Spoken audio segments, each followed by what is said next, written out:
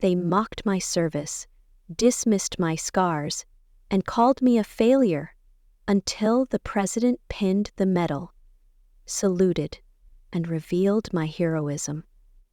Why did the president salute? The Black Hawk's rotors screamed above me, a banshee wail drowned out by the missile's explosion. My world tilted, metal groaned, and the desert night erupted into chaos.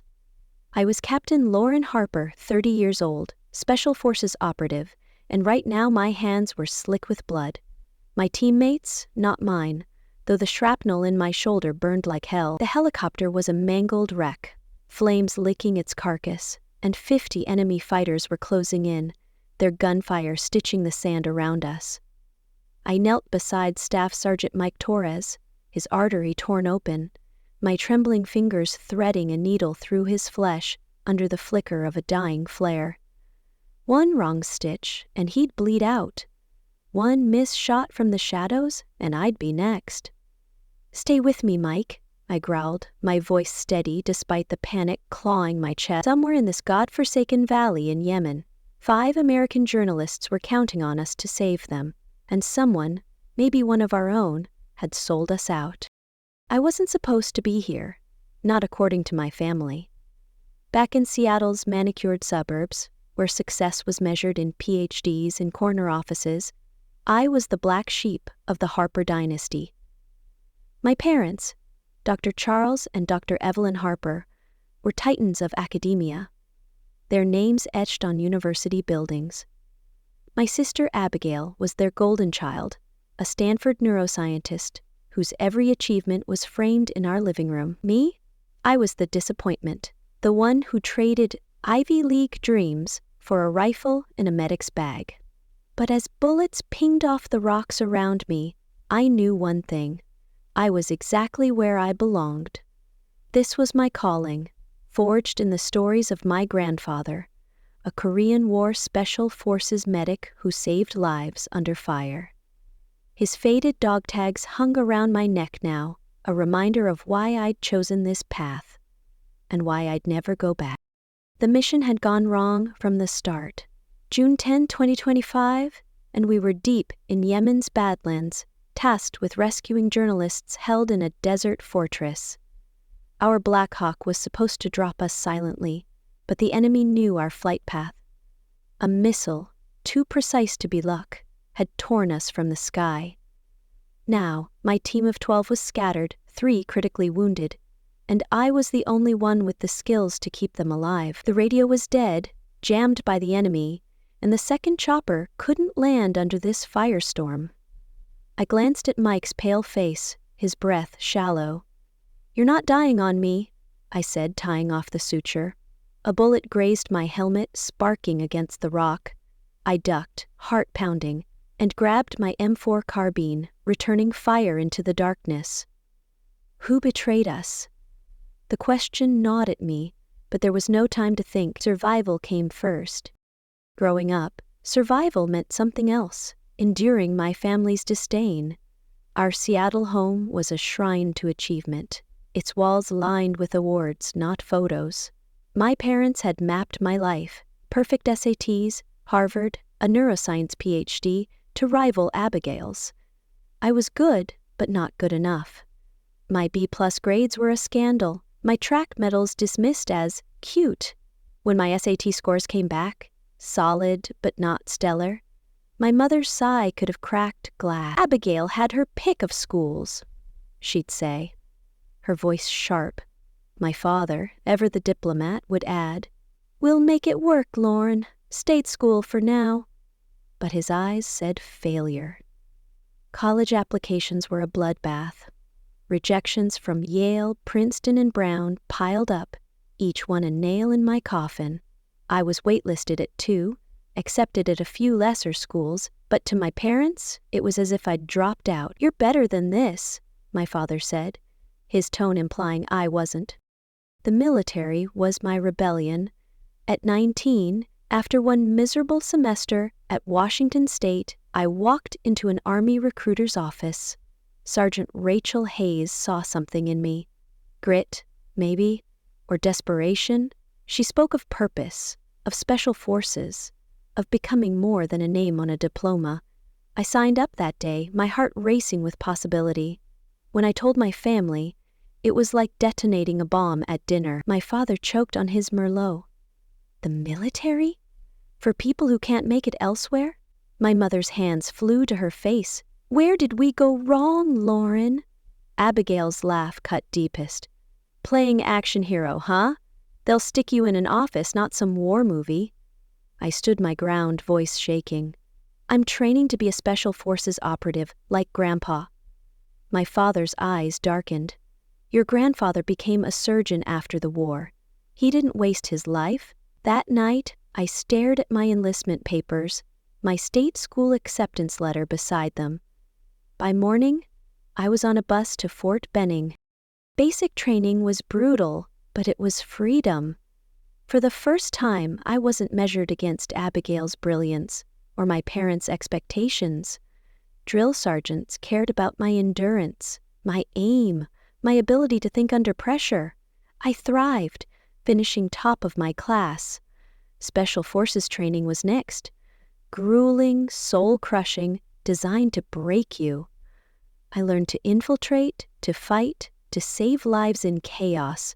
My hands, once shaky with SAT pencils, grew steady, stitching wounds in simulated combat. My instructors noticed. Harper, you've got ice in your veins, one said after I performed a field surgery blindfolded. By 21, I was a Green Beret, one of the few women in the unit with a medic's expertise that made me indispensable. My family? They didn't care. My first Christmas home, in my crisp dressed greens, my mother asked, "When will you be done with this phase?" Abigail smirked. "Handing out Band-Aids at a base clinic, right?" I left early, their words trailing me like shrapnel. Syria was my first deployment, a covert unit hunting terrorist cells. My team became my family, brothers who trusted me with their lives. One night, during a raid on a safe house, we were pinned by sniper fire. Specialist Jake Ramsey took a round to the chest, blood pooling under him. Bullets grazed my vest as I dragged him to a shelled-out building, my pulse hammering. Inside, I cracked his ribs to reinflate his lung, my hands steady despite the chaos. He survived, and I earned a silver star. I called home, hoping for a flicker of pride. "That's nice," my mother said, distracted. "Did you hear Abigail's been named department head at Stanford?" I hung up, the metal heavy in my hand. They'd never understand. Eamon was worse. By 2025, I was 30, a captain, selected for an elite task force combining combat and medical expertise. Our missions were high risk. Counterterrorism, hostage rescues, no margin for error. On June 10, we got the call. 5 American journalists, kidnapped by a warlord, held in a desert fortress. Intelligence was spotty, but the clock was ticking. We launched at midnight, 2 Blackhawks slicing through the moonless night. I checked my medical kit, my rifle, my resolve. Major Ethan Clark, our team leader, gave me a nod. "You're our lifeline, Harper." I nodded back, ignoring the dread pooling in my gut. 20 minutes from the target, the missile hit. The chopper spun, alarms blaring, and we crashed hard in a valley 3 miles from the fortress. The impact threw me against the cabin wall, pain exploding in my shoulder. Smoke choked the air, and I crawled to Mike Torres, his leg a mess of blood and bone. "Hang on," I said, cutting away his uniform. Shrapnel had nicked my shoulder, but I ignored it, focusing on his artery. Gunfire erupted outside. 50 hostiles, maybe more, converging on us. I stitched fast, my hands shaking but precise, as Captain Clark shouted, "Harper, we need you on the line." I grabbed my rifle, firing bursts to keep the enemy at bay. The second chopper circled but couldn't land. The valley, a kill zone. Our comms were jammed, a deliberate act. I caught fragments of enemy chatter in Arabic, my training at Monterey's language school kicking in. "They're targeting the American doctor," one voice said. My blood ran cold. Me? Why? I pushed the thought aside, leading the wounded to a cave for cover. Inside, I treated burns, fractures, and shock, my supplies running low. A drone strike hit nearby, the blast throwing me into a ravine. My ankle twisted, pain shooting up my leg, but I shielded Lieutenant Sarah Kim, her arm broken. "You good?" I asked, helping her up. She nodded, grimacing. The enemy was closing in, their footsteps crunching in the dark. I raked grenades along the cave's entrance, buying us time. Inside, Private Ryan Delgado was choking, his throat swollen from a chemical irritant. No medevac, no light, just my penknife and a prayer. I performed a tracheotomy, my hands steady despite the stakes. He gasped, alive. A note fell from an enemy's gear we'd scavenged, killed. Someone who knew our plans, but who? The question burned, but survival was my focus. Dawn brought no relief. Clark decided to split the team. "Harper, take the wounded east to the ridge. We'll draw them off." I fashioned stretchers from wreckage, my ankle throbbing with every step. Crossing a river, we were swept into rapids.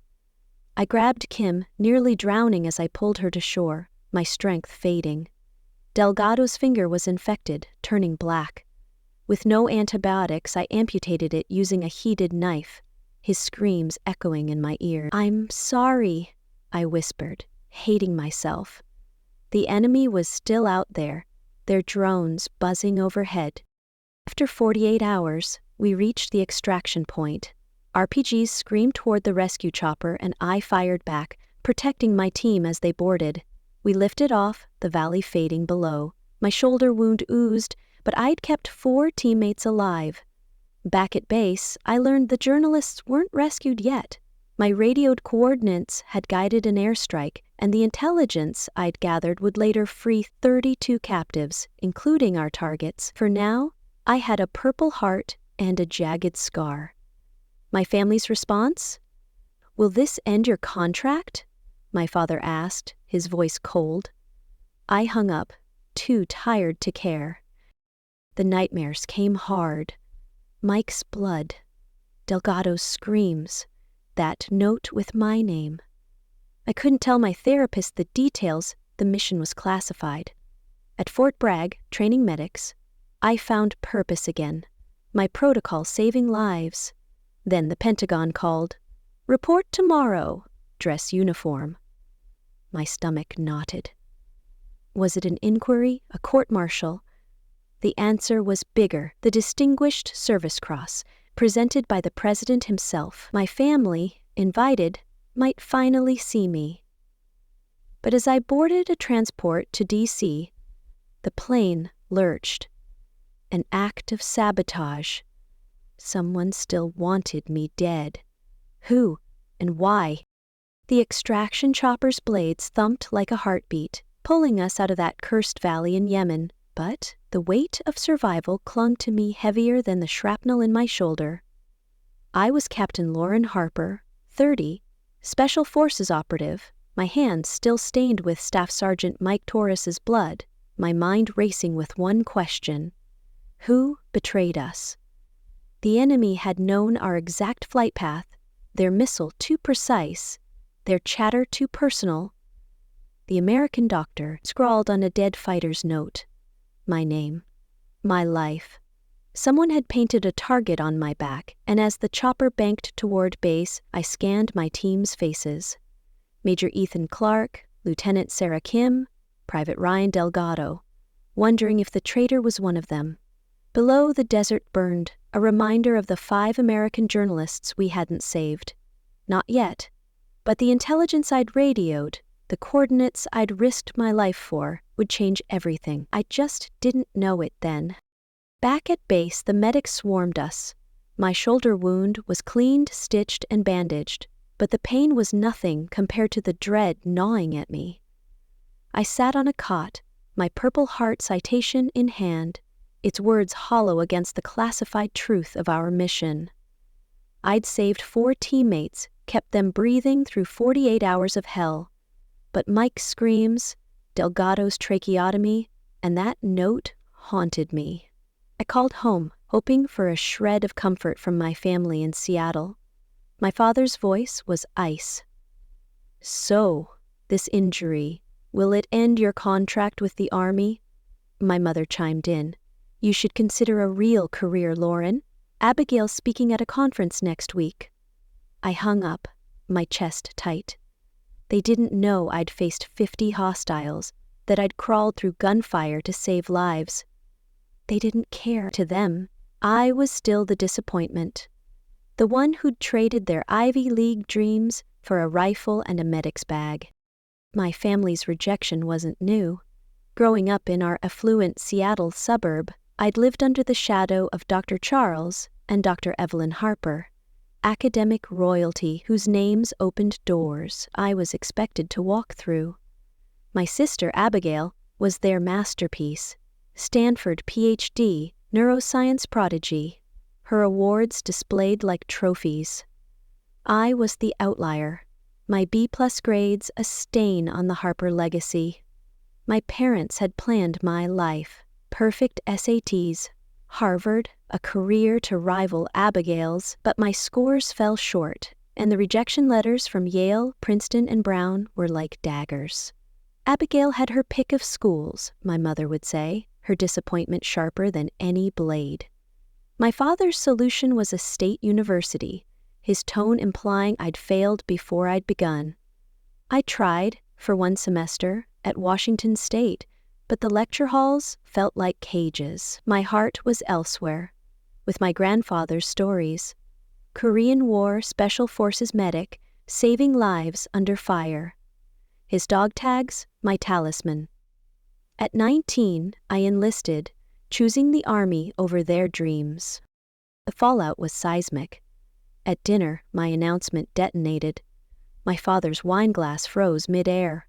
"The military? For failures?" My mother's hands covered her face. "We gave you every opportunity, Lauren." Abigail's laugh was cruel. "Playing action hero? You'll be filing papers, not saving the world." I stood firm, my voice shaking. "I'm training to be a Special Forces operative, like Grandpa." My father's eyes narrowed. "Your grandfather became a surgeon. He didn't waste his potential." That night, I packed my bags, my enlistment papers beside my state school acceptance letter. By dawn, I was gone, their mockery trailing me like smoke. Special Forces training forged me. Fort Benning broke me down, then built me back stronger. I mastered combat medicine, tactical ops, and Arabic, my hands steady under pressure. My instructors saw it: grit, skill, heart. "Harper, you're a machine," one said after I performed a field surgery in a simulated firefight. By 21, I was a Green Beret, one of the few women in my unit, my medical expertise making me vital. My first deployment to Syria was a baptism by fire. My team, a covert unit hunting terrorist cells, became my family. During a night raid, sniper fire pinned us. Specialist Jake Ramsey took a chest shot, blood pooling. I dragged him to a ruined building, bullets grazing my vest, and reinflated his lung under flickering starlight. He lived. I earned a Silver Star. My parents? They didn't call back when I shared the news. Abigail's promotion to Stanford's department head was all they cared about. Yemen was my crucible. At 30, I was a captain, hand-picked for an elite task force blending combat and medical skills. Our missions were high stakes: counter-terrorism, hostage rescues, no room for error. June 10, 2025 brought the call. 5 American journalists, kidnapped by a warlord, held in a desert fortress. We launched at midnight, 2 Black Hawks cutting through the dark. I checked my kit, my rifle, my resolve. Major Clark's nod was all I needed. Then the missile hit, and our world shattered. Now, back at base, the mission's failure gnawed at me. The journalists were still out there, and someone had betrayed us. I reported to Colonel James Vaughn, our commanding officer, in a sterile briefing room. His eyes were hard. "Harper, your coordinates saved the mission from total loss. That intel's being analyzed now." I nodded, my shoulder throbbing. "Sir, the enemy knew our path. And this—" I slid the note across the table. The American doctor scrawled in English. Vaughn's jaw tightened. "We're investigating. Could be internal. Stay sharp." Internal? The idea of a traitor in our ranks was a knife to the gut. I trusted my team with my life. Clark's steady leadership, Kim's quiet resilience, Delgado's raw courage.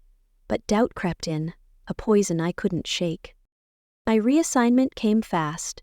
Fort Bragg, training Special Forces medics and supporting wounded veterans. It was a chance to heal, to find purpose after the valley. I threw myself into it, developing trauma protocols that boosted survival rates by 20%. My office was a sanctuary, lined with manuals and a photo of my grandfather in his Korean War uniform. But the nightmares followed.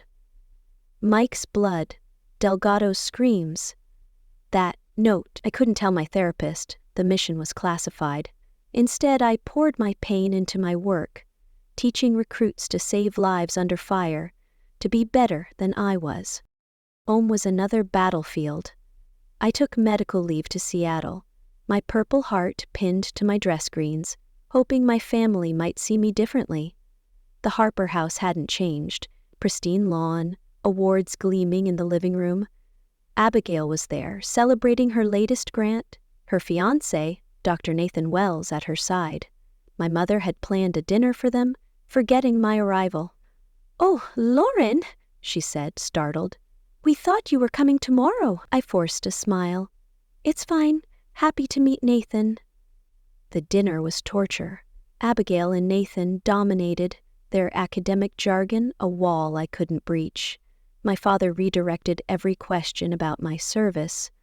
"Lauren's doing her military thing," he said dismissively.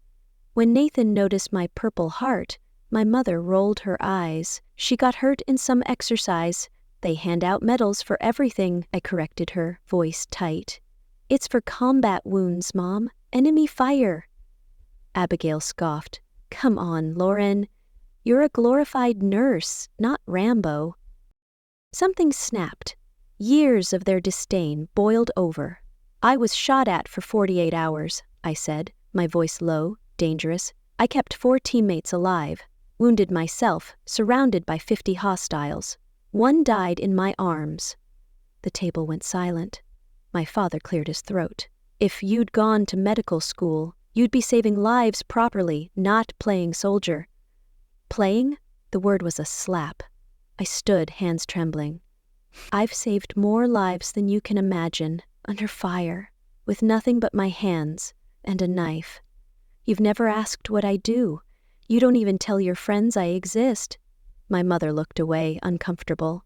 Abigail smirked. "You enlisted because you couldn't hack it here. Own it." I walked out, their voices fading behind me. In my rental car, I broke down, sobs shaking me. My phone rang. Staff Sergeant Emily Carter, my closest friend from the unit. "I'm coming," she said, hearing my tears. "Text me your hotel." Emily arrived, her presence a lifeline. We talked through the night, the mission, the betrayal, my family's blindness. "Your worth isn't their approval," she said fiercely. "It's the lives you've saved, the team that trusts you." I nodded, clinging to her words. But the call from the Pentagon came too soon. "Captain Harper, report tomorrow 900, dress uniform." My stomach nodded. Was it about the traitor? A mission failure inquiry? I flew to D.C., my mind racing. The transport plane lurched mid-flight, engines stuttering. "Sabotage," the pilot hissed over the intercom, forcing an emergency landing. My pulse spiked. Someone wanted me dead. Was it linked to Yemen? To that note? At the Pentagon, I was ushered to a private office. General Robert Kane and a civilian, Mr. David Ellison from the White House, waited. "Captain Harper," Kane said, "your actions in Yemen have been reviewed at the highest levels. You're receiving the Distinguished Service Cross." I blinked, stunned. The second highest military honor? For extraordinary heroism. Ellison added, "The President will present it at the White House. Some details are declassified for the ceremony." I stared at the citation. 20 lives saved, 32 captives freed, terrorist attacks prevented. My intel had done that, but the traitor's shadow loomed. "Sir," I said, "the mission was compromised. Someone—" Kane cut me off. "We're handling it. Focus on the ceremony." I texted my family, a last-ditch hope. "Receiving Distinguished Service Cross at White House, Thursday 2 p.m. You're invited." My mother's reply was cold. "We'll check our schedules. Your father has a lecture." I laughed bitterly. A lecture over their daughter's honor? They confirmed they'd come, grudgingly, with Abigail and Nathan. The ceremony was surreal. White House East Room, rows of chairs, 3 other recipients beside me. My dress uniform gleamed, my Purple Heart and Silver Star alongside the new citation. My family sat in the back, fidgeting, out of place in their academic bubble. The military aide read my citation. Captain Lauren Harper distinguished herself by valorous conduct. Wounded by shrapnel, she saved 20 service members under direct enemy fire. Her intelligence rescued 32 hostages and prevented attacks on U.S. soil. My family's faces shifted from boredom to shock. The president stepped forward, a rare gesture. "Captain Harper didn't just save her team," he said, his voice carrying. "She stopped a terrorist network. My niece was among those hostages." He saluted me, pinning the medal to my chest, then leaned close. "Our family owes you everything." Tears pricked my eyes as I stood at attention, the room erupting in applause. My family remained seated, frozen, their world unraveling. The reception was a blur. Generals, senators, rescued journalists thanking me. A woman, one of the freed captives, hugged me. "My son has his mother because of you." Camera flashes popped, media capturing the moment. My family approached, hesitant, dwarfed by the military elite. "Lauren," my father began, his usual arrogance gone. "That was impressive." My mother's voice was small. "We didn't know." I looked at them, calm. "You never asked." Abigail cleared her throat. "It was real, wasn't it? All of it." Before I could answer, Major Clark appeared. "Harper's the best operative I've worked with," he said, unprompted. "She crawled through a kill zone, shrapnel in her shoulder, to save a man. Dragged him 30 yards to cover." My family stared, speechless. General Kane pulled me aside. "The Joint Chiefs want to discuss your work at Fort Bragg, and there's something else. CIA's interested, high level." My heart raced. A new mission? Or a trap? The sabotage on my flight wasn't random. Someone was still out there. As the reception wound down, Abigail found me alone. "I was wrong," she said, her voice breaking. "I've been awful. Can we try again?" My mother joined, tears streaming. "When they said you were wounded, I couldn't breathe. We were scared, Lauren, every day." My father was last, his eyes soft. "The respect you've earned. I've never seen anything like it. I'm sorry." I nodded, guarded. "I need time." Emily Carter appeared, grinning. "Ditch this for O'Malley's? Team's waiting." I smiled, my real family calling. The president's words lingered as we posed for photos. Sometimes people need someone else to show them the extraordinary person in front of them. At O'Malley's, my team celebrated no cameras, just us. My phone buzzed, family texts, apologies, pleas. I set it aside. Tonight was for those who saw me. But the traitor's shadow remained. A CIA offer, a sabotage plane, a note with my name. Someone wasn't done with me. As I raised a glass with my team, I knew my fight was far from over, and I was ready.